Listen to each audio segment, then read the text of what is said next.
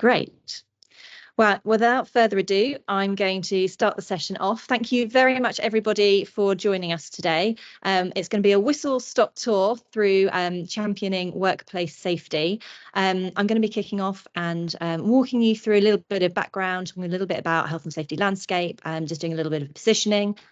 And then I will hand you over to my lovely colleague, Sam, who's our creative director, who will then be taking you through in a bit more detail some of the work that we've had the pleasure of working on. So without further ado, I will introduce myself first. I'm the commercial director at Something Big. I've been with Something Big for almost 10 years now, working with some of the best and the largest workplaces at country, regional, global levels. I head up the client services team, leading a team of about 10 account directors and project managers. So we're all about really getting under the skin of client needs and overseeing, obviously, all of the projects that we're delivering, making sure that we keep them on budget and on time. I'm hugely passionate about communications in the workplace and do, I think, truly believe that good comms can absolutely solve so many problems. And actually, it's often poor comms that create the problems. And that can be around anything from, culture, inclusion, and in this case, what we're talking about today, health and safety. I'll also just give a quick bit of context for those of you who don't know us as an agency as to who we are before I hand over to Sam to introduce himself.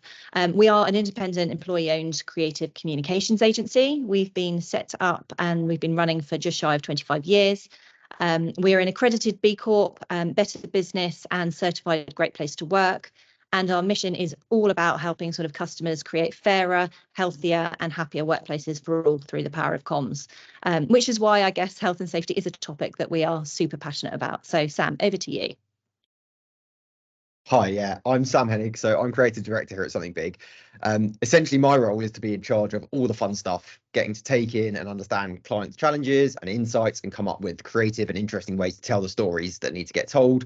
So I work alongside our kind of really talented team here to create whatever it is that's going to work best for the audience. And that's from like posters that go on notice boards all the way through to like huge digital installations, videos, anything like that that will help to get across all the important messages.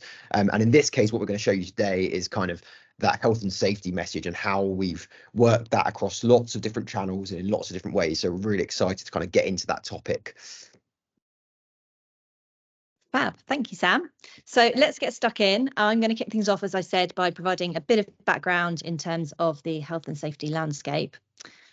So I'm going to kick off with two stats, and I'm not going to read them out because I'm sure you can read them yourself. But I think here, one of the key things to call out first and foremost about health and safety and sort of the landscape is the focus and is on the importance really that it's not a new thing. It's definitely, however, still a thorn in the side of many businesses. And, these stats absolutely make clear why this is, proving a continuous issue and challenge for many. Firstly, they reveal a pretty stark and concerning picture around the inadequacy of health and safety at work. And I think that, first of all, the two stats show the significant financial impact that health and safety is having on businesses. And it doesn't stop there because, of course, there's the sort of human suffering that's involved as well. And if we look at the sort of the second stat that you can see on screen, and that sort of is referencing the number of lost work days, this is representing things from workers experiencing, pain, discomfort, disability. It could go as far as death. Families struggling with, sort of lost income, emotional distress. And of course, healthcare systems burdened by sort of preventable issues. So it's all quite a bleak picture. So what does this mean? I think is the question I was sort of asking myself in terms of health and safety. Well, clearly there is an urgent need for continued improvement. There needs to be a renewed focus on prevention and investment in creating sort of safer working environments. The second thing is it should be really a shared responsibility. And I think people are starting to see this more and more. So employees, employers, governments, they've all got a role to play. It's not just from one area. So strengthening regulation, promoting safety culture, better enforcement of existing standards, all together, all of those things are critical. It's not just one. And I think the other thing to sort of mention is sort of the ethical dimension, and this is, it's taking it beyond the economic cost and implications. There is that real sort of moral imperative, and I think this is where we feel very passionate to really protect workers' well-being. Everybody going to work deserves to work in a safe and a healthy environment. So the challenge, unfortunately, doesn't end there. There's definitely some current trends and challenges that I think we just need to put front of mind. And the first of those being mental health. The workplace is, I think, finally, really recognising the profound impact of mental health on safety, as well as productivity and overall well-being. There's definitely a push for programmes to sort of destigmatise certain issues, offering more mental health support and promoting life balance, which is great, but we need more of it. The next is an ageing workforce, and there's a lot of conversation at the moment going on about sort of multi-generational workforces. And as workers are staying in the workforce for longer, health and safety has to adapt to those changing needs and indeed the vulnerabilities of an ageing workforce. This could be things like ergonomic considerations, age-tailored training, the list goes on. The third current sort of trend and challenge that I've kind of picked up on is technology in the workplace. There is an absolutely, obvious, and rapid technological advancement that's going on.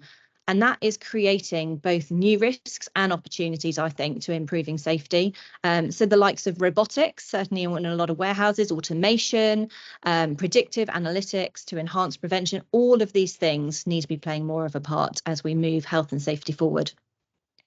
And then the final point is, I've kind of called it the gig economy. Essentially, this is the rise in temporary and contract-based sort of work. And of course, that's going to present challenges. The training may not be as in depth.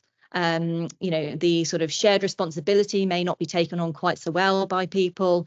So definitely that needs to be an area of focus. And I think taking all of those kind of current trends and challenges into consideration, health and safety just needs and requires this very sort of continued proactive approach. It's really a journey, I think, of sort of improvement with investment from everyone within the workplace. So a few things about why health and safety comms tend to miss the mark. And I'm giving this to you before I hand over to Sam to talk through the case study that we're sharing today, because hopefully some of these you'll be able to pick up on. So the first is, to be honest, comms are often just far too complex. They are, certainly with health and safety, they're often overly technical. There's often sort of legalistic language, making sort of essential information ultimately quite inaccessible. And people will just tune out if they don't understand what's being said. I think the next thing is lacking relevance. Quite often messages quite generic. They don't address necessarily specific hazards or tasks or concerns of the workforce, and so workforce basically feel that it's kind of irrelevant to them, and they will fail to engage.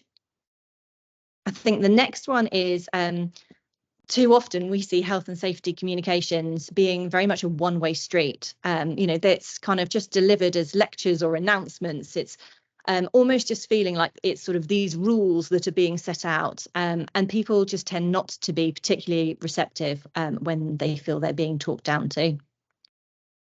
And then the next one would be boring. And it's funny, as soon as you say health and safety, I think people have this view of everything being boring. They think of sort of dry, text-heavy communications. Quite often they can be, long, dull sort of presentations, all these sorts of things, which just feel like a bit of a mental barrier. So when health and safety feels like a chore, people are far less likely to kind of absorb that information. And then finally, I think the last point where we tend to go wrong, which I haven't actually put on there, but I'm just thinking, is, to be honest, I also think that quite often they're inconsistent. I think too often comms messages will be infrequent, they'll be quite sporadic. They make sort of health and safety feel less important because it's not sort of this consistent message that's being seen throughout the workplace. So safety needs to be present in ongoing conversation. So a few points of guidance, which I will also just run through very quickly. If you're embarking on doing a health and safety campaign in any time sort of in the near future, a few things to think about. Definitely think about making the campaign clear and simple. I think using everyday language, focusing on the essential sort of action points that workers really need to know is hugely important. You're definitely going to see that in the example that we're sharing with you. I think it's really important to make it visually engaging. And you could say that I'm a little bit sort of set up to say that, working in a creative agency, but actually, you know, utilizing imagery, infographic, short videos, anything that is visually impactful, we know is far more engaging than sort of just reams of words. Ensuring the campaign is targeted for sure is massively important. You know, tailor the message to your specific audience. Ask yourself, first of all, you know, what hazards is it that they're facing? What tasks is it that they are doing? What are their concerns? And make sure that your comms are kind of really playing into those sort of answers. Make sure it's a two-way dialogue, encourage questions. It could be asking for feedback, hazard reporting. Essentially, try and just make health and safety a very collaborative topic rather than something that's more instructional. And then finally, I think the use of any sort of real life stories, anything to make it feel more relatable, more tangible, can be hugely beneficial. So definitely see if there are ways that you can bring that in. So without further ado, I'm going to hand over to Sam, who is going to share hopefully some exciting work with you. Yeah, thanks, Felicity. So, what I wanted to do was take you through one of our campaigns that we've been running for the last couple of years, which is called In Our Hands. It's a DHL supply chain campaign. So, with this, obviously, as with health and safety in any context, it's really a crucial part of any working environment, but especially these kinds of large scale ones with warehousing needs and things like that. So, for this brief, as with any to do with health and safety, there was a need to ensure all employees understood that providing a safe workplace was imperative to their own welfare.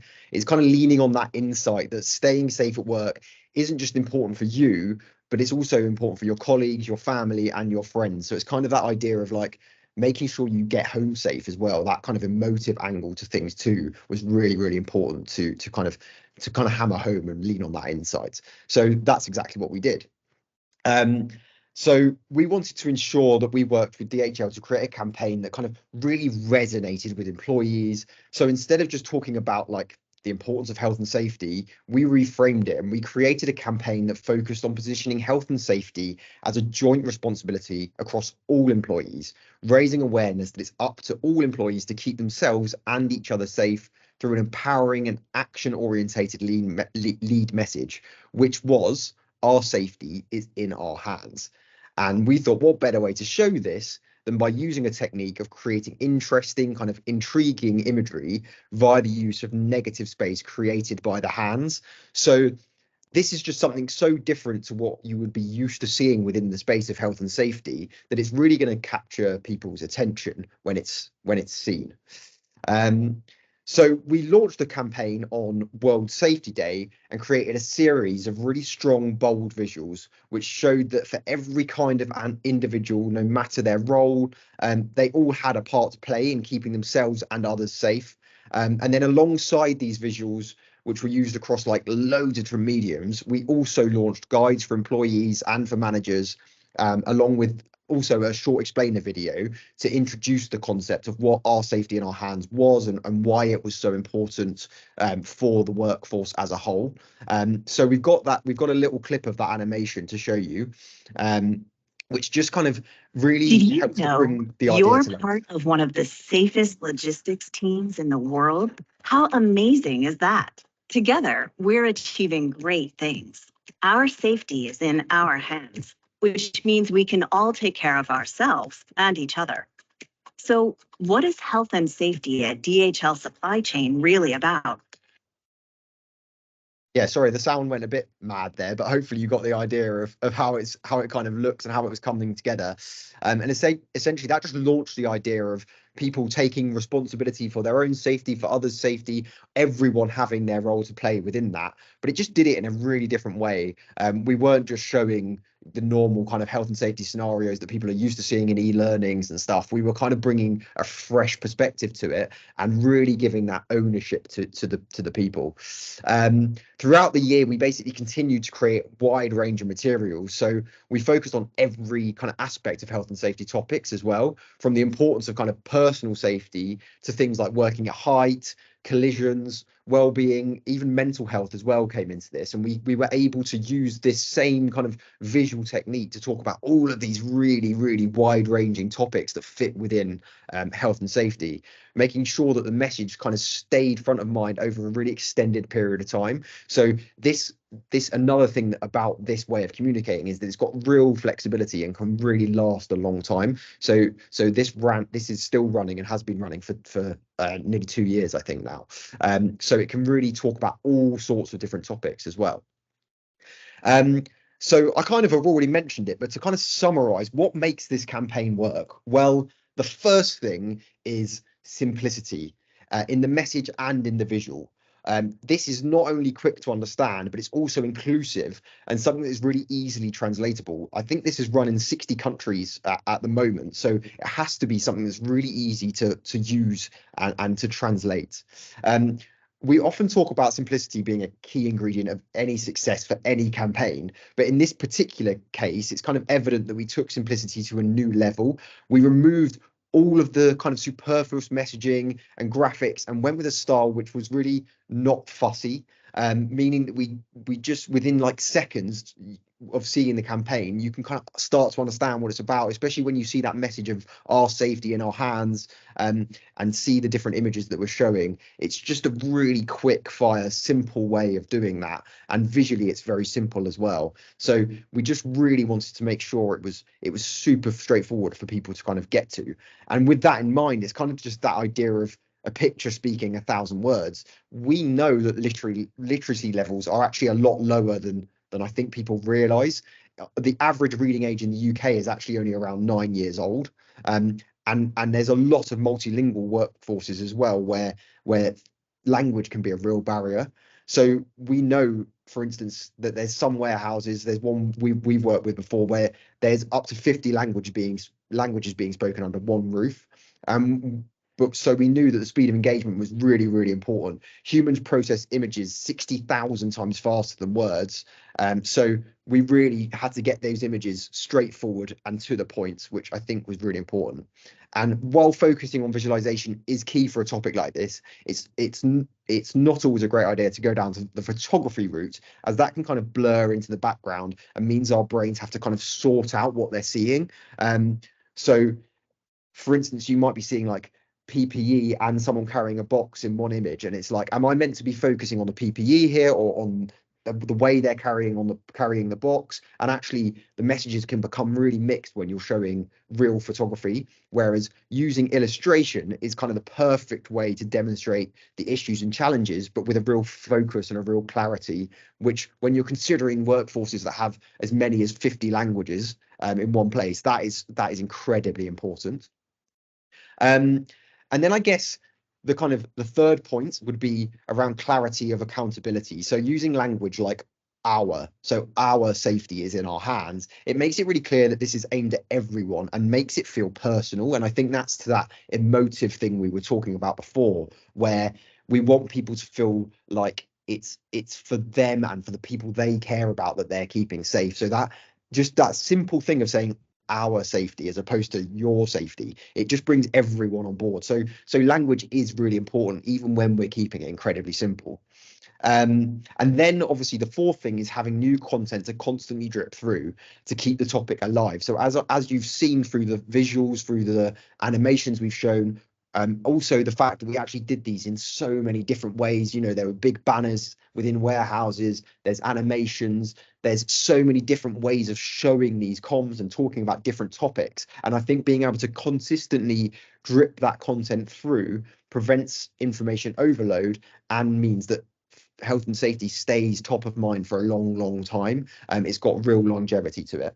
And the fifth thing, kind of something we've already touched on, is accessibility. So in terms of frontline, more often than not, digital comms aren't actually that easily accessed. And so, for instance, sending out emails with this information for a frontline staff member isn't actually going to be that great a way of talking to them.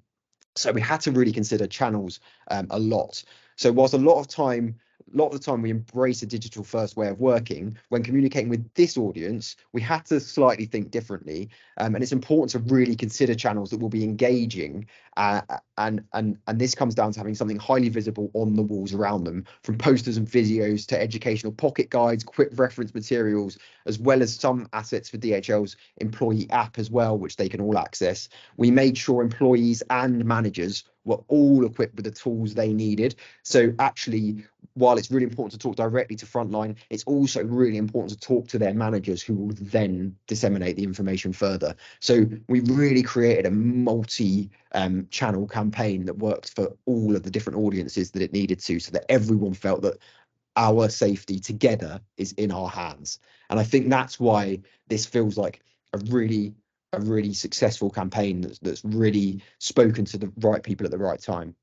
And kind of as a result of the many hours of work and passion that's gone into this campaign, we have seen quite a few really great results. And the first the first one is kind of safety practices have shifted from a purely managerial concern to a really universal priority. And I think that's really our golden thing. As much as you've got those pictures of the awards there that we've won, the fact that we know that where before health and safety may have been more of a managerial concern, now we know that every single person is behind it as a practice, and that they're all thinking about it. And I think that's really important. So the legacy of it lives on. We're now in our second year of running the program, as I mentioned, and it really has proven extremely successful. And that is just kind of backed up by the fact it's been shortlisted for health and safety awards. It's been recognised creatively by winning a platinum award at the Muse. It's won an internal comms award. It's really been a fantastic success on the awards front as well, which we always just see as backing up what we already knew, which is that this is working in the way that it needs to be. So thank you so much for listening to me take you through that, and I hope it's been inspiring. I'll hand back to Felicity to kind of give you a bit of a summary of our advice on how to nail this kind of campaign. Thank you, Sam. Yeah, it's been a great campaign to support DHL with, and it's from their side how much creativity they've brought also to the process, and sort of their sort of willingness to really sort of take this as a topic of priority, that we've been able to do such great work. So a big thank you to them as well. But before we wrap up, we've only got 5 minutes to go. I wanted to leave you all with some really actionable advice that always tends to go down quite well. So here are a few things to start thinking about if you are starting to think that you may be implementing a health and safety campaign in the not too distant future. The first is something actually that we tend to do for lots of campaigns, not just for health and safety, and that is start with the end in mind. And I say this because if you're trying to engage with frontline employees, it's a really good place to start by actually asking yourself, well, what does that look like? And you can start to think of, I don't know, it could be like a night shift worker. Actually, they haven't got access to the employee app or the intranet or email, which Sam sort of touched on briefly. They only see their manager potentially, on occasion for a few minutes, every sort of week or so, and is busy. They're busy throughout their shift. So start by asking yourselves things like, well, how would be the best way to communicate with them? The second thing I would say is focus on the need. So ask yourself at the beginning, what is it that you want to communicate and what is it that you need to communicate? And then basically completely ditch what you want to communicate. Focus on the need. This is really important to get across clear, concise messaging that's going to have impact. As soon as you start to put in more than one message, that's when it becomes really diluted and you won't see the impact. The third thing I would say is to be really confident, to step away from the norm. And that can be in many different ways. It could be about the channels that you're using and sort of the approach that you're taking to communicate. It could be the style, the sort of visual style, and obviously in this case, Sam spoke about sort of the benefits of illustration. I think, it could be the tone of voice. It may just be, using a different way of communicating messages in terms of the way that you're sort of saying those words to get the cut through, or it could be the activation of the campaign itself. But be confident, step away from the norm, and don't feel that sort of pressure to conform to other ways that you've communicated previously. I also think it's so important to be considering accessibility at the core of what you're doing. And that can be from thinking again about, the channels, what is accessible, but, really right through to the communications and what it is that's being conveyed. Make sure that the message is as accessible to everybody as possible. As Sam mentioned, literacy, exclusion can often be a challenge. Something I would recommend, as we are all now using AI more and more in our sort of lives at work and outside of work, you can use AI tools to help you simplify the messaging. You can also look at it for translations. I wouldn't rely on it wholeheartedly, but it is a tool to be used that can be very beneficial. I also think the other thing to sort of tie into this sort of leading the way with accessibility is to really remember that so many of the workforce, if you do have frontline employees, often do not have the same access to those same digital channels as others. So yeah, consider sort of the more traditional channels. And also consider colleagues who may be neurodiverse. Really think carefully about font choice, breaking up text. You could introduce text-to-speech tools. They're really great. There are so many opportunities to make comms more accessible. And then finally, just harness creativity. Again, we may be seen as biased on this point, but honestly, champion the use of being creative in your communication. Sam already talked about the fact that we process visuals so much better than words. 60,000 times faster we process visual content than text. We also process 80% of what we see compared to only 20% of what we read. So don't worry about having too many words. And 10% of what we hear. So I'm guessing that today you've probably only heard about 10%. So don't worry. I will reshare this recording and you'll be able to pick up on other things. But hopefully you'll have got most of the information from what you have seen on screen. So with that in mind, definitely creative-led communication strategy, that leans to all of our senses is the optimal format to deliver results.